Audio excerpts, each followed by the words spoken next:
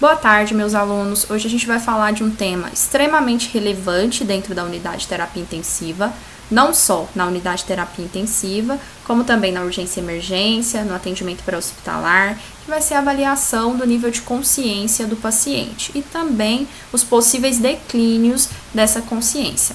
Um paciente de unidade de terapia intensiva é um paciente que muitas vezes ele está ali ansioso, agitado, que ele sente dor, desconforto ou tem insônia. Então a gente fala que analgesia e sedação vão ser pilares da unidade de terapia intensiva para que a gente possa aí amenizar esse quadro do paciente e aí fazer com que esse paciente tenha uma melhora clínica, um conforto aí. Mas existe diferença, a gente tem uma diferença aí entre sedação e analgesia. A sedação, ela tem aí um declínio da consciência. Já a analgesia, a gente vai ter uma abolição da sensibilidade à dor. Então, a analgesia, abolição da sensibilidade à dor, sem supressão das outras propriedades sensitivas. Já a sedação, causa um alívio da ansiedade, da agitação e indução de um estado de calma e tranquilidade. E a gente pode ter aí vários níveis de sedação que vão depender aí da necessidade de cada paciente. Então, a gente tem um paciente que pode estar recebendo uma sedação mínima, ou moderada, ou profunda, dependendo aí do quadro desse paciente. Quando o paciente está recebendo sedação, esse paciente ele vai ter um declínio da consciência, ele tem um rebaixamento de nível de consciência. Então, a gente não consegue utilizar a escala de coma de Glasgow, que é a escala utilizada para avaliar o nível de consciência nesse paciente. Todo paciente que ele está recebendo sedação, a gente não utiliza a escala de Glasgow. A gente utiliza escalas que são específicas para poder avaliar esse grau de sedação desse paciente. Então, lembrando, um paciente que recebe analgesia, a gente pode fazer a avaliação dele através da escala de coma de Glasgow. Já um paciente que está ali recebendo sedação, a gente vai ter escalas específicas para avaliar essa sedação e a gente não utiliza a escala de Glasgow para esse paciente. Vários fatores aí, eles podem influenciar e alterar esse nível de consciência. Traumas podem diminuir o nível de consciência, infecção, crise convulsiva, alterações metabólicas, hipóxia, intoxicação e outros fatores aí podem estar diminuindo esse nível de consciência.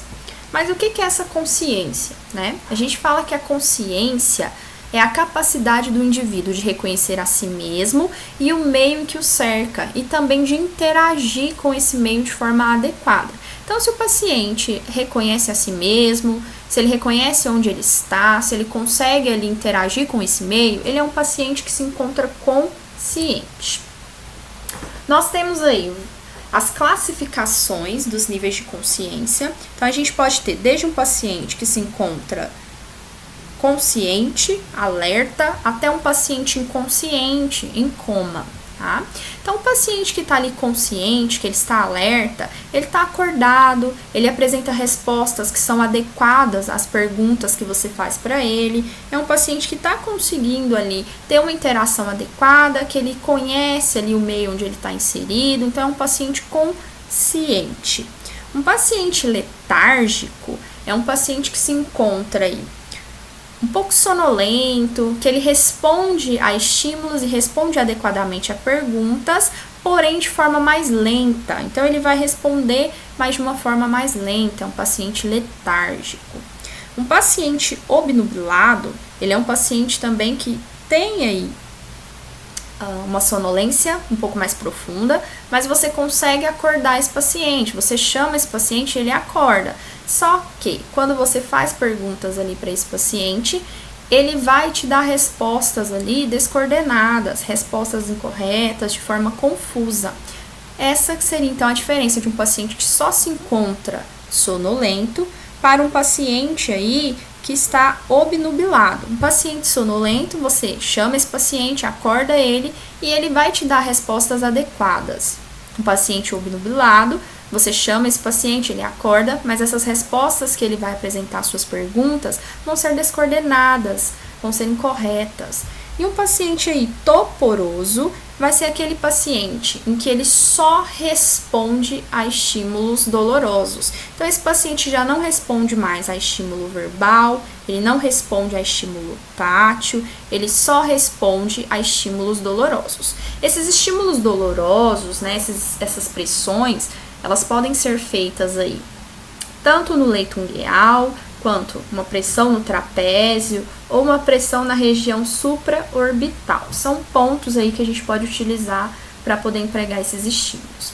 O paciente inconsciente, ele já não responde mais nenhum tipo de estímulo, nem a estímulos dolorosos esse paciente responde. Então, é um paciente que já se encontra aí, né, em coma, tem um rebaixamento profundo do nível de consciência, então ele não responde mais a nenhum estímulo. Então, a gente pode ter de um paciente consciente até um paciente inconsciente, um paciente em coma. E a gente viu aí que esse declínio, ele acontece de várias formas diferentes. A escala, então, que a gente utiliza para avaliar aí esse nível de consciência vai ser a escala de coma de Glasgow. Essa escala, ela vai avaliar e vai pontuar os parâmetros. Então, a gente vai pontuar qual que foi a abertura ocular do paciente, a resposta verbal e a melhor resposta motora e também se ele teve uma fotorreação, né, se a pupila dele reagiu, está fotorreagente ou não. Então, sempre que falar de avaliação de nível de consciência, a gente vai lembrar aí da escala de coma de Glasgow.